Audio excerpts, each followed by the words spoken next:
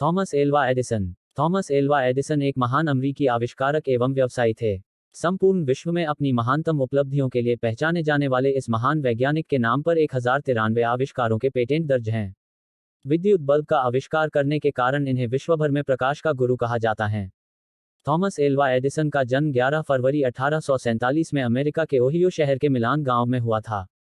इनके पिता का नाम सैमुअल एडिसन और मां का नाम नैन्सी एलियट था। एडिसन अपने माता पिता की 7 संतानों में से सबसे छोटे थे। इनके पिता ने हर प्रकार के व्यवसाय करने का प्रयास किया लेकिन उन्हें किसी में भी सफलता ना मिली।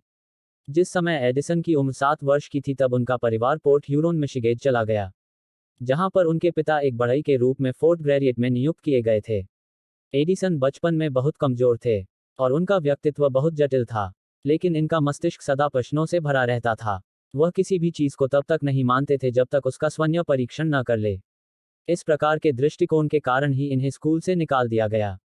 इनके अध्यापक ने कहा था कि इस लड़के का दिमाग बिल्कुल खाली है। स्कूल से निकाले जाने के बाद इन्हें इनकी मां ने घर पर ही शिक्षा दी थी, जो कि खुद अध्यापिका थी। एडिसन ने अपनी ज्यादातर शिक्षा आर.जी. पाकर स्कूल से और the Cooper Union school of science and art से ग्रहण किया। एडिसन को बचपन से ही सुनने में तकलीफ होती थी।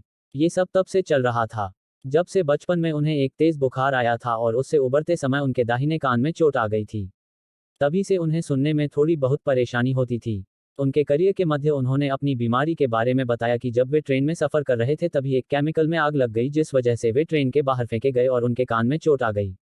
कुछ साल बाद ही उन्होंने इस कहानी को तोड़ते हुए एक नई कहानी बनाई और कहने लगे कि जब चलती ट्रेन में कंडक्टर उनकी मदद कर रहा था, तभी अचानक उनके कान में चोट लगी थी।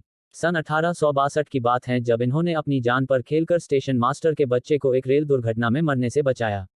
एडिसन के इस कारनामे से स्टेशन मास्टर बहुत प्रसन्न हुआ।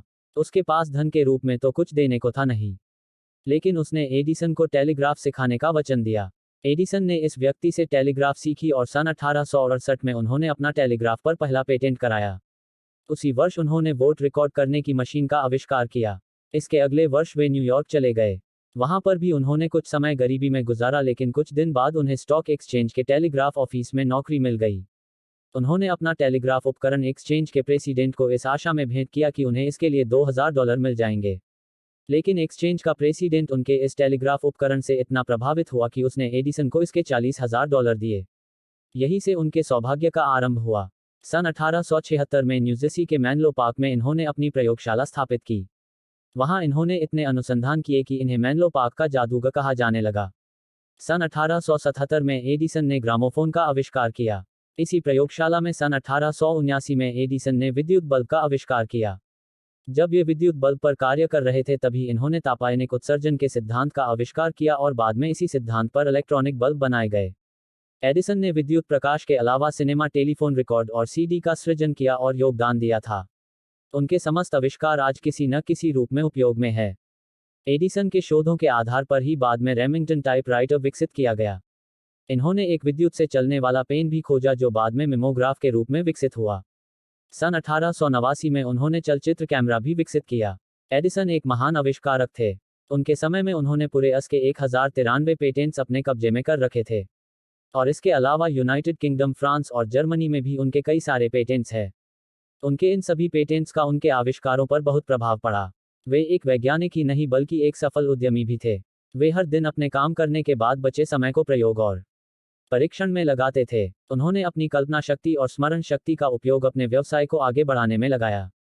उनके इसी टैलेंट की बदौलत उन्होंने 14 कंपनियों की स्थापना की, जिनमें जनरल इलेक्ट्रिक भी शामिल है, जो आज भी दुनिया की सबसे बड़ी व्यापार करने वाली कंपनी के नाम से जानी जाती है। प्रथम विश्व युद्ध में एडिसन ने जलसेना सलाहकार बोर्ड का अध्यक्ष बनकर 40 युद्धोपयोगी आविष्कार किए। पनामा पैसिफिक प्रदर्शनी ने 21 अक्टूबर 1915 को एडिसन दिवस का आयोजन करके विश्व कल्याण के लिए सबसे अधिक आविष्कारों के इस उपजाता को सम्मानित किया। 1927 में Edison national academy of sciences के सदस्य निर्वाचित हुए। 21 अक्टूबर 1929 को राष्ट्रपति दूसरे ने अपने विशिष्ट अतिथि के रूप में एडिसन का अभिवादन किया। सन 1912 में इन्हें अपने पुराने सहयोगी टेल्सा के साथ नोबेल पुरस्कार मिलने को था, लेकिन टेल्सा एडिसन के साथ नोबेल पुरस्कार लेने से इनकार कर दिए। इस कारण दोनों ही वैज्ञानिक नोबेल पुरस्कार से वंचित रह गए। वे जीवन की अंतिम सांसों तक खोज कार्य में लगे रहे। मृत्यु को भी उन्होंने गुरुतर प्रयोगों के लिए दूसरी प्रयोगशाला में पदार्पण समझा। मैंने अपना जीवन कार्य पूर्ण किया। अब मैं दूसरे प्रयोग के लिए तैयार हूँ। इस भावना के साथ विश्व की इस महान उपकारक विभूति ने 18 अक्टूबर 1931 को संसार से विदा ली।